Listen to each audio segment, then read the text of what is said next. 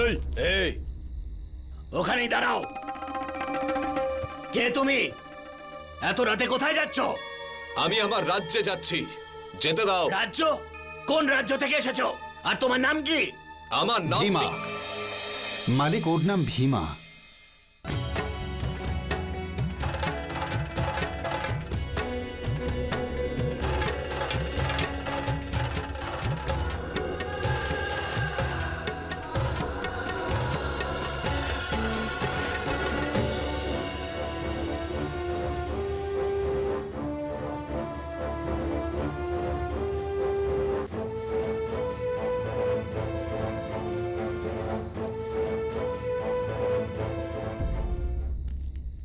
মালিক, এর নাম ভীমা। আমি একে ভালো করেই চিনি। না, এ কি বলছো তুমি? আমার নাম কোনো ভীমা ঠিমা নয়। আমার নাম তো মালিক, এর কথা একদম শুনবেন না। এর একটু মাথার গন্ডগোল আছে। এর যা মনে পড়ে বলে যায়। হয়তো এখনই বলবে আমি চক্রবর্তী সম্রাট। হ্যাঁ হ্যাঁ, আমি মিথ্যে বলছি না, আমি সত্যিই চক্রবর্তী সম্রাট। চক্রবর্তী সম্রাট দেখে তো মনে হচ্ছে, কিন্তু ভিখারিদের। আসলে মালিক, এর মাথা খারাপ হয়ে গেছে। এর স্ত্রী, সন্তান, আত্মীয় স্বজন, কাছের লোক সবাই দূরে চলে গেছে। সেই জন্য ও একটু... যাও, নিয়ে যাও একে।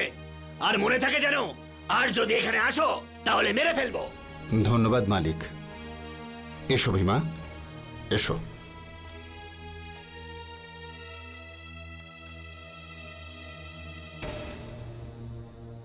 তোমার এত সাহস, চক্রবর্তী সম্রাট বিক্রমাদিত্যের নাম পাল্টে দিচ্ছ? আরে, তোমার নাম বদলে দিয়ে আমি তোমার জীবনটা বাঁচালাম। ওরা যদি তোমার আসল নামটা জানতে পারতো, তাহলে তুমি আর এখন বেঁচে থাকতে না। কেন? এমন কি অপরাধ করেছি আমি? অপরাধ তুমি নয়, উজ্জয়িনীর রাজা বিক্রমাদিত্য করেছে। আর যার শাস্তি ওরা তোমায় দিতে চাইছে। যা বলতে চাও পরিষ্কার করে বলো। আমি তোমায় সকালেই বলেছিলাম, বিক্রমাদিত্যের রাজসভায় চন্দ্রসেন এতটাই অপমানিত হয়েছিলেন যে রাজা চন্দ্রসেন বিক্রম নামটা শুনলেই জ্বলে ওঠেন। যান, আমি আপনাকে জীবন দান করলাম। আদেশ পালন হোক।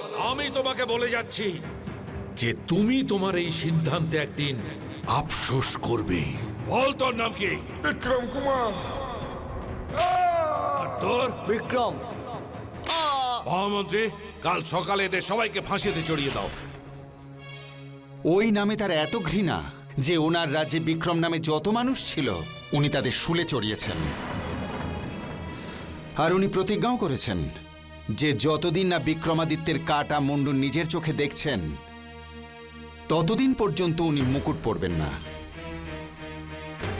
এখন তোমার সামনে দুটো রাস্তা আছে। হয় তুমি নিজের নাম বিক্রম বলে শুলে চড়ার জন্য তৈরি হও, অথবা ভীমা সেজে এই তমল প্রদেশে থেকে যাও।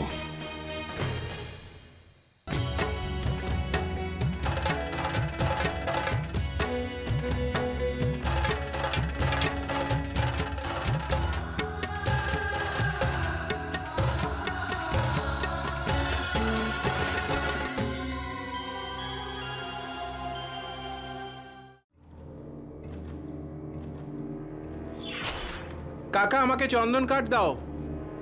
আর আমার জ্বালানির কাঠ দরকার হরি কাকা। কাঠ নিতে আমি আগে এসেছি, তুমি পরে এসেছো। আজকে চমৎকার হয়ে গেছে।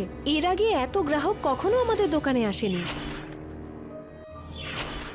সকালে কার মুখ দেখে দোকান খুলেছিলে কাকা, যে একদিনেই ধনী হয়ে গেলে?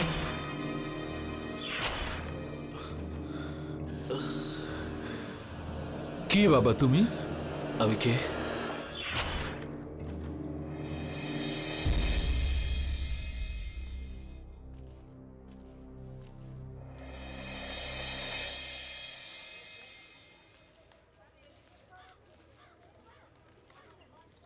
তুমি আমার এই ভিখারিকে নিয়ে এসেছো?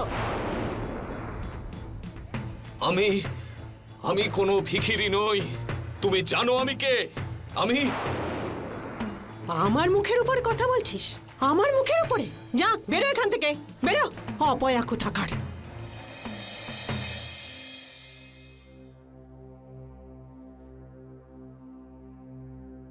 আচার্যগণ, আজ আমি উজ্জয়িনীকে আপনাদের সবার ভরসায় ছেড়ে যাচ্ছি।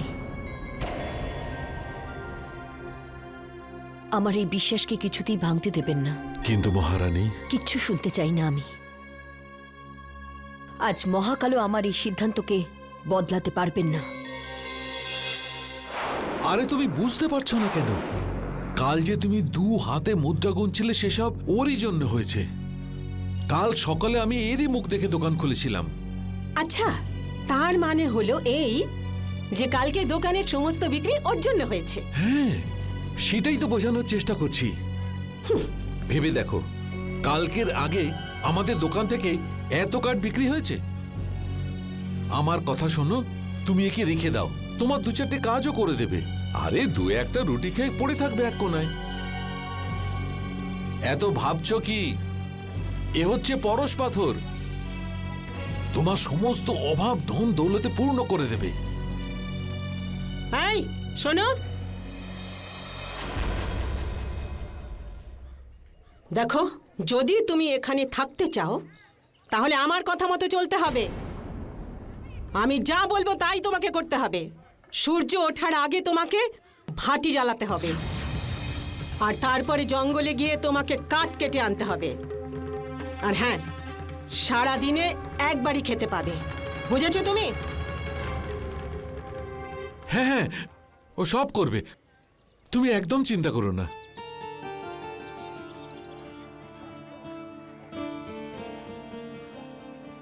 এবার যাও আর জঙ্গল থেকে কাঠ কেটে আনো, যাও।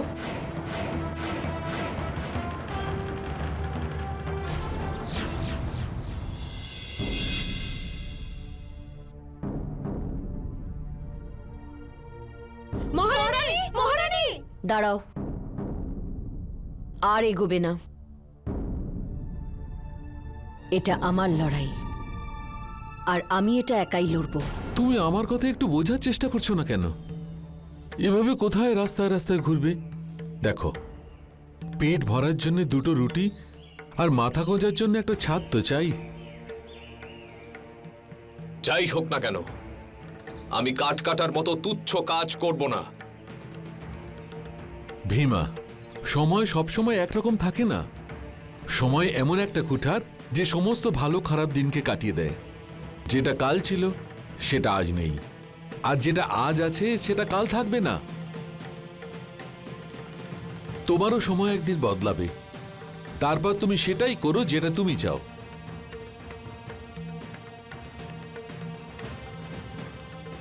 এই কুড়ুলটাকে নিজের খারাপ সময়ের অস্ত্র হিসেবে হাতে তুলে নাও। এ ঠিকই বলছে। যতক্ষণ পর্যন্ত আমি এখান থেকে বেরোনোর সঠিক সুযোগ না পাই, আমার এর কথা শোনা উচিত।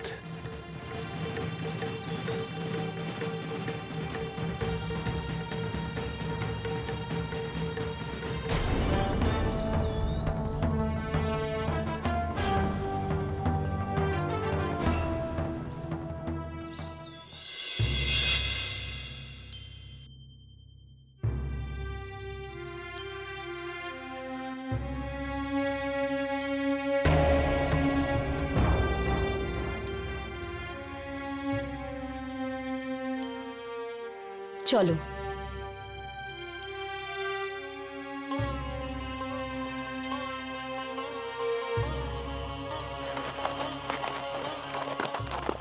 মা!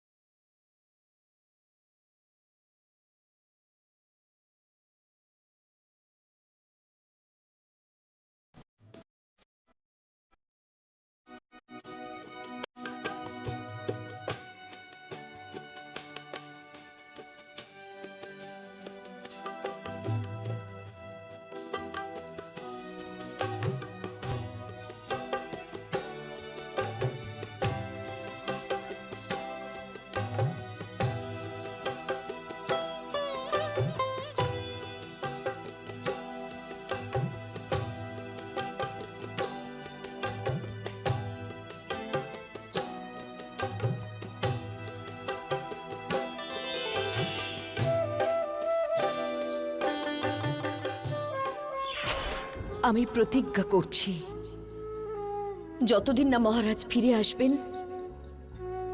আমি অন্ন স্পর্শ করব না।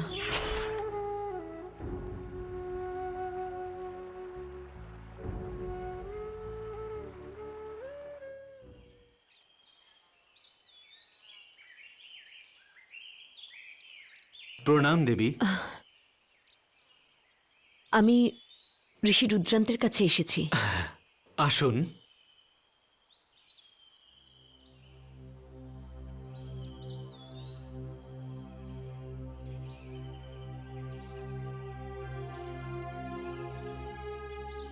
বলুন, আমি আপনার কি সেবা করতে পারি?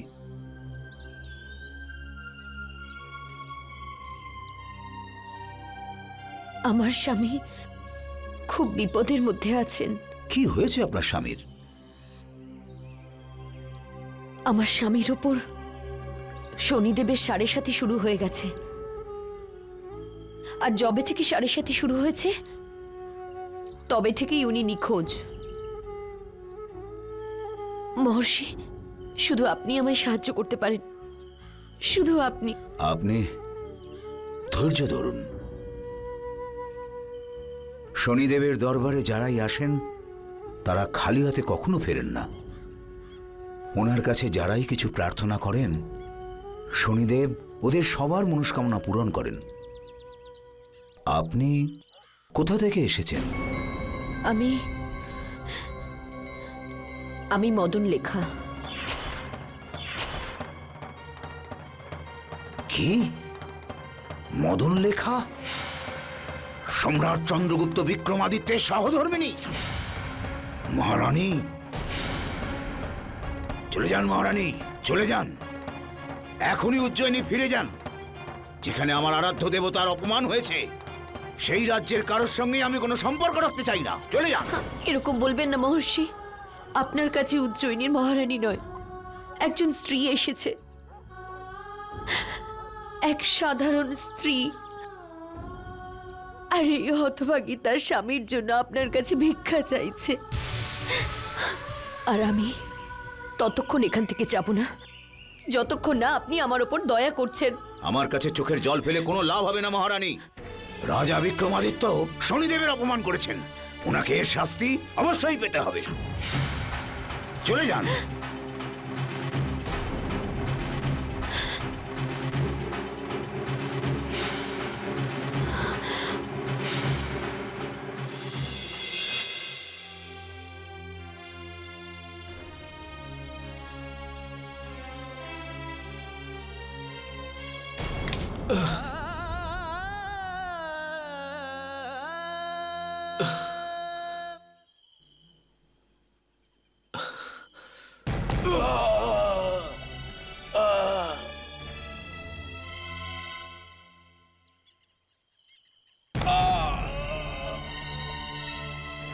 এই আওয়াজটা, এটা কিসের আওয়াজ?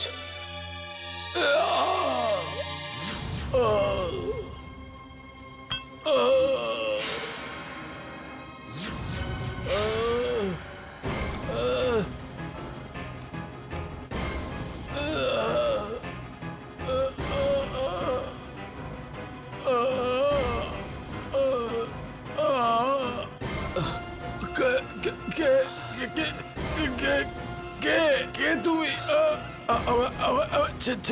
ছেড়ে দাও,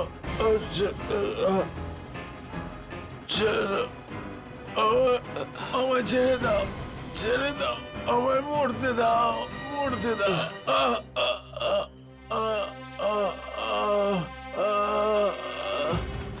কে করেছে তোমার সঙ্গে এসব? কিছু জিজ্ঞেস করো না, আমার কথা শোনো, আমার ছেড়ে দাও, নয়তো ওরা তোমার এই অবস্থা করবে, মেরে ফেলবে। আমি জিজ্ঞেস করছি তোমার এই অবস্থা কে করেছে বলো।